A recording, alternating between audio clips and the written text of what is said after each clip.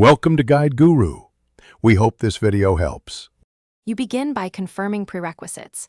Make sure Windows is updated and you have administrator access so installations and network changes succeed. Next, install the VPN client provided by your organization or plan to use Windows Settings VPN. This choice matters because Client VS built-in affects available protocols.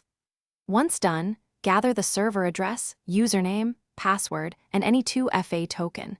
These are required to authenticate. You do this first to avoid interruptions during configuration and to keep the session secure. Now configure the connection. Open Windows Settings Right Arrow Network and Internet Right Arrow VPN or launch the vendor app. Add a new VPN profile and input the server address and a descriptive name. Pick the VPN type your provider specifies because protocol choice affects speed and security. Enter your username and set authentication method. Choose certificate or password plus 2FA if required. Make sure to enable DNS and split tunneling options per policy.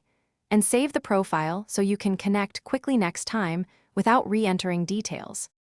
Finally, connect and verify. Click Connect on the profile or in the client, then complete any 2FA step. You should see a connected status within a few seconds. Once connected, verify by accessing internal resources or checking your public IP to confirm traffic routes through the VPN.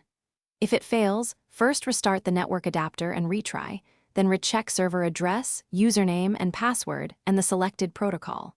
If problems persist, capture the client logs and contact IT for certificate or firewall troubleshooting. Thanks for watching. Consider subscribing if we helped you today.